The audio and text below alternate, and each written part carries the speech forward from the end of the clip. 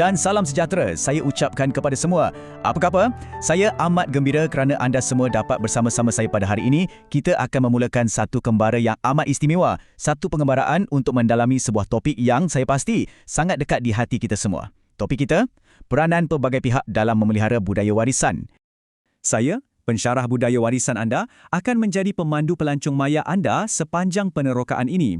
Bersama-sama, kita akan meningkap satu persoalan penting. Siapakah sebenarnya yang memegang amanah untuk menjaga legasi nenek moyang kita agar ia tidak lapuk di hujan dan tidak lekang di panas?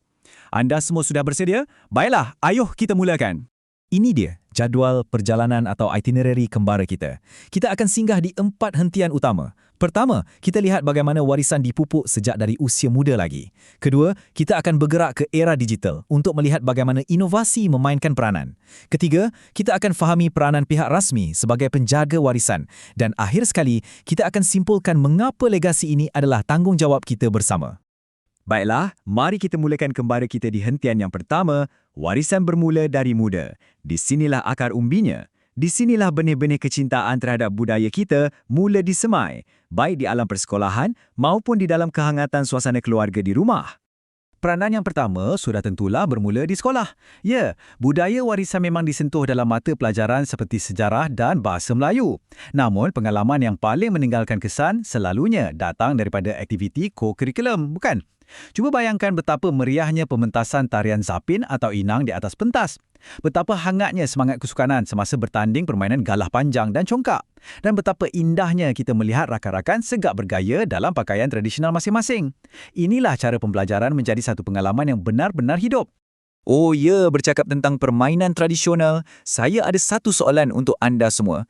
Cuba kita imbas kembali kenangan masa kecil. Adakah anda masih ingat bagaimana hendak mengatur strategi untuk memenangi permainan congkak ataupun debaran jantung ketika cuba mengelak daripada disentuh semasa bermain galah panjang? Permainan ini bukan sekadar untuk berseronok, tetapi ia adalah sebahagian daripada warisan dan jati diri kita.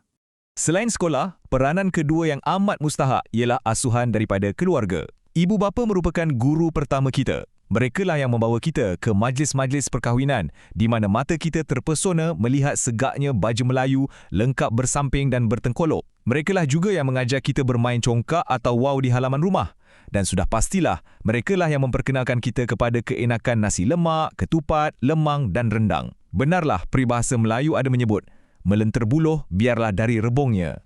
Seterusnya, ayuh kita teruskan kembara maya ini ke hentian yang kedua. Di sini, kita akan melihat bagaimana warisan kita bukanlah sesuatu yang statik atau ketinggalan zaman. Sebaliknya, ia sentiasa dinamik, berkembang dan berinovasi, terutamanya dalam era digital yang serba pantas ini. Peranan yang ketiga datangnya daripada kuasa media. Kita lihat ada satu evolusi yang sangat menarik di sini. Jika dahulu kita mungkin bergantung pada dokumentari di televisyen seperti Jejak Tradisi untuk belajar tentang budaya, hari ini platformnya jauh lebih luas dan lebih pantas. Akaun media sosial seperti Instagram Tourism Malaysia misalnya mampu mempamerkan keindahan negara kita kepada jutaan orang di seluruh pelosok dunia. Malah, pempengaruh seperti Khairul Aming hanya dengan sebuah video pendek di TikTok boleh menjadikan sesuatu resipi tradisional itu sohor kili dalam sekelip mata. Nah, ini membuktikan di mana ada kemahuan, di situ ada jalan. Peranan keempat pula digerakkan oleh golongan usahawan muda yang sangat kreatif dan inovatif. Merekalah yang memastikan warisan kita kekal relevan dengan peredaran zaman. Lihat sahaja bagaimana kain songket dan batik yang mungkin dahulunya dianggap pakaian formal, kini diolah menjadi busana moden sedia pakai yang boleh digayakan di mana-mana sahaja. Kuih muih tradisional seperti dodol dan kuih bangkit pula kini dibungkus dengan lebih moden dan menarik, sedia untuk menembusi pasaran antarabangsa. Inilah bukti yang sangat jelas. Warisan kita ini tak lapuk dek hujan, tak lekang dek panas. Kembara kita kini tiba di hentian yang ketiga. Satu hentian yang sangat penting kerana di sinilah kita akan meneliti peranan rasmi yang dimainkan oleh kerajaan selaku badan yang diamanahkan sebagai penjaga dan penaung utama khazanah warisan negara kita.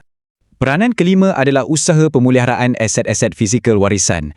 Ini termasuklah bangunan-bangunan dan artifak yang menjadi saksi bisu kepada lipatan sejarah negara. Kerajaan negeri khususnya memainkan peranan yang sangat besar dalam menjaga khazanah ini. Contoh terbaik yang boleh kita lihat adalah pemeliharaan teliti rumah-rumah warisan di Kampung Morton, Melaka. Begitu juga dengan penubuhan Muzium Adat di Jelebu dan pembinaan semula replika Istana Kesultanan Melayu Melaka. Ini semua bukan sekadar bangunan, tetapi ia adalah jendela kita untuk melihat masa lalu.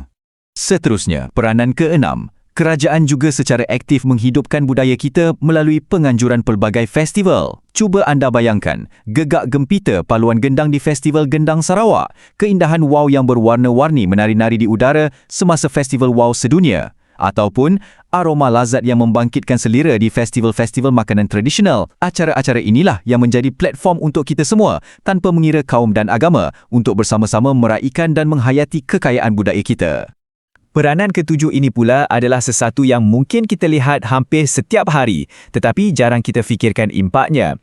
Melalui galakan pemakaian pakaian tradisional, kerajaan sebenarnya sedang membantu untuk menanam rasa bangga terhadap busana warisan kita. Apabila penjawat awam mengenakan baju bercorak batik pada setiap hari Khamis, atau murid-murid sekolah pelbagai kaum memakai pakaian tradisional masing-masing semasa bulan kebangsaan, ia menghantar satu mesej yang sangat jelas. Inilah identiti kita dan kita amat berbangga dengan. Baiklah, peranan terakhir dalam hentian ini, dan bagi saya mungkin yang paling menyentuh jua, ialah pengiktirafan kepada para pengiat seni itu sendiri. Kerajaan telah mewujudkan satu anugerah yang amat berprestij, iaitu Warisan Kebangsaan Orang Hidup atau singkatannya WAKOH. Mengapa ia dipanggil orang hidup?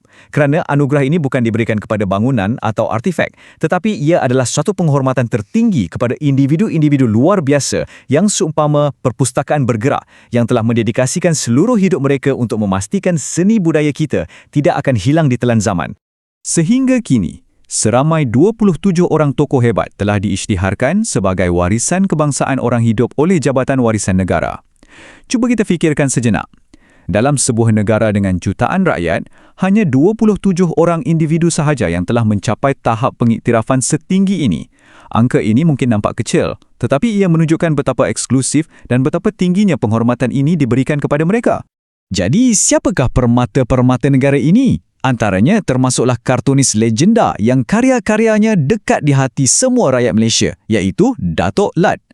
Terdapat juga almarhum Romli bin Mahamud atau lebih dikenali sebagai Awang Batil, seorang tokoh penglipur lara terakhir. Ada juga Puan Vat Salah, seorang pakar tarian klasik India Bharatanatyam yang sangat lemah gemalai, dan Puan Maznah Anak Unyan yang jari jemarinya sungguh mahir menghasilkan kraf anyaman orang asli. Mereka inilah wira dan wirawati budaya kita yang sebenar. Kembara kita kini sudah hampir tiba di penghujungnya. Setelah kita melalui hentian pendidikan, hentian inovasi digital dan hentian peranan kerajaan, kita akhirnya sampai kepada satu kesimpulan yang paling utama. Tugas memelihara warisan ini bukanlah terletak di atas bahu satu pihak sahaja. Ia adalah satu amanah, satu legasi yang perlu kita pikul bersama-sama. Petikan ini merumuskan segalanya dengan begitu padat dan tepat. Ia mengingatkan kita bahawa kekayaan budaya yang kita miliki ini bukanlah hanya untuk tatapan kita sahaja. Ia adalah duta kita di pesada dunia. Ia adalah identiti dan jati diri yang menjadikan Malaysia begitu unik dan istimewa.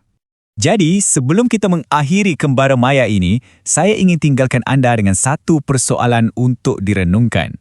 Usaha memelihara warisan ini adalah sebuah perjalanan yang tidak akan pernah berakhir. Persoalannya sekarang, apakah peranan yang akan anda mainkan dalam perjalanan ini?